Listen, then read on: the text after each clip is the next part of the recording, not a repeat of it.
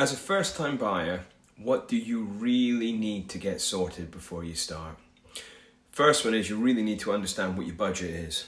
Okay, there's no point in you looking at £500,000 houses if you can only afford 50 grand. It's a total waste of time. The second thing you need to get fixed is an agreement in principle. There's nothing more heartbreaking than going and finding a house, falling in love with it, putting an offer in, getting accepted, going for a mortgage, and finding out you can't get one because you missed a credit card payment 6 years ago because you were on holiday. Trust me, that one will take the wind right out of your sails. So you can kill both of those birds with one stone.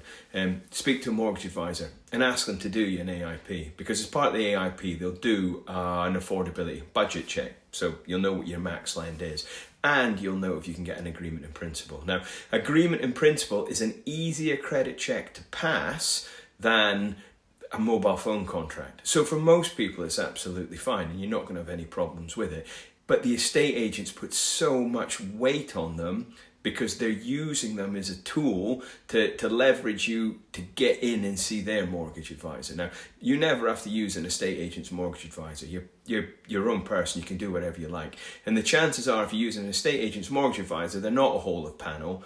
They will have a restricted lend, especially if it's a high street one like Connells or WH Brown or something like that. They just have smaller panels, less available on it.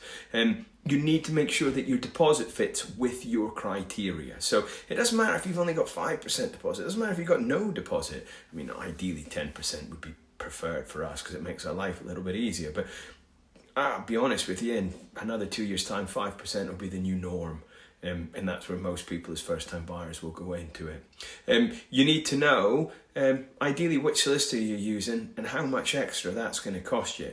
There's nothing worse than getting caught short when you see your fees at the end and think to yourself, I'm 1,500 quid short because I didn't factor in the solicitor's cost, because they are not cheap, okay? But the most important thing really is just get a mortgage advisor that you trust and lean on them to guide you through the process. Ask them to cover off the costs. Ask them to leverage their network to help you.